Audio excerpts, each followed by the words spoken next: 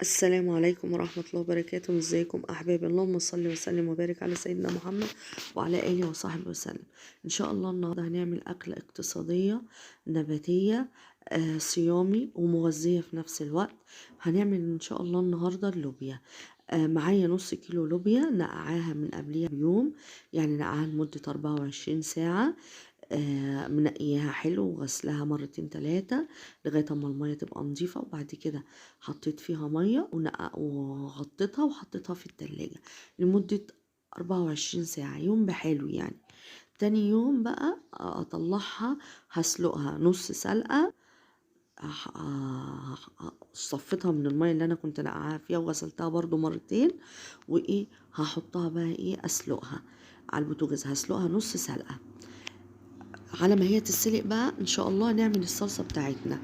معايا بصلتين متوسطين متقطعين مكعبات صغيرة زي ما انتوا شايفين كده حبايبي، ومعايا كيلو طماطم، عصير طماطم احط عليها التوابل بتاعتها، فلفل اسمر، 7 بهارات، 5 فصوص توم، وفلفل اسمر والسبع بهارات ومرقة ماجي.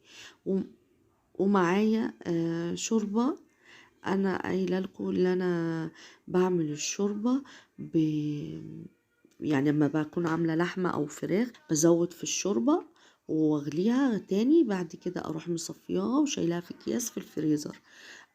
احتجت عايزه اعمل اكل بشوربه لحمه او يعني تكون مغذيه اكتر، فبروح مطلعه كيس وعامله بيها الاكل. ان شاء الله الطريقه تعجبكم.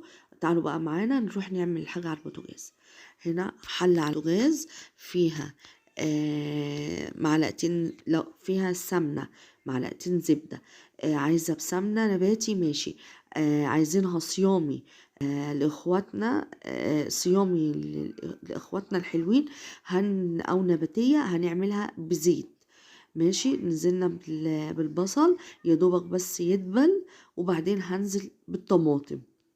ما تنسوناش من اللايك والشير والاشتراك وتفعيل الجرس ليصلكم من قناتي كل جديد، فضلا وليس امرا احبابي. خلاص كده البصله اتحمرت، نزلنا بالطماطم. خلوا بالكم ما تنسوش ما تعملوش زيي، الباب خبط عندي رحت فتح بصله اغمقت شويه زي ما انتوا شايفين كده. حبايبي انا هسيب الصلصه تغلي غلوتين وهنزل باللوبيا. اللوبيا خلاص اهي اتسلقت نص السلقه، انتوا شايفين كده. بسم الله ما شاء الله اللهم بارك. والنص كيلو رمى معايا حبة حلوين يعني. بسم الله ما شاء الله، كل واحد على قد الافراد بتاع الاسرة هيعمل. خلاص هنا غليت الصلصة خلاص ودخلت على التسبيكة. هنعمل ايه بقى؟ هننزل باللوبيا وهنقلبها تاخد غلوتين في الصلصة. هننزل معاها بعد كده زي ما انتوا شايفين كده حبايبي. اللهم صل على محمد وعلى آله وصحبه وسلم. زي ما انتوا شايفين قلبناها كويس في قلب الصلصة. طبعا انا ما بحطش الملح دلوقتي، انا بحط الملح لما الاكل يخلص. كده زودناها شوربة، هتغلي بقى غلوتين حلوين كده وتستوي تكمل سواها في الصلصة، وهرجع لكم ان شاء الله نشوف هنعمل يعني عملناها ازاي. زي ما انتوا شايفين كده حبايبي خلاص خلص. بسم الله ما شاء الله اهيت. احنا بنحب الصلصة فيها تقيلة مش سايلة، بنحب الصلصة مسبكة او تقيلة. وعملنا جنبيها رز محمر. عايزة رز ابيض ماشي، رز بشعرية ماشي. هو كان جاي على هواهم بقى ان انا اعمل لهم رز محمر. اعملي جنبيها طبق بتنجان مخلل، قوطة مخللة، ترشي عادي، سلطة اللي يعجبكم. انا ما كنتش لسه عملت السلطة فاستعجلت وقلت اصور لكم قبل ما اعمل السلطة.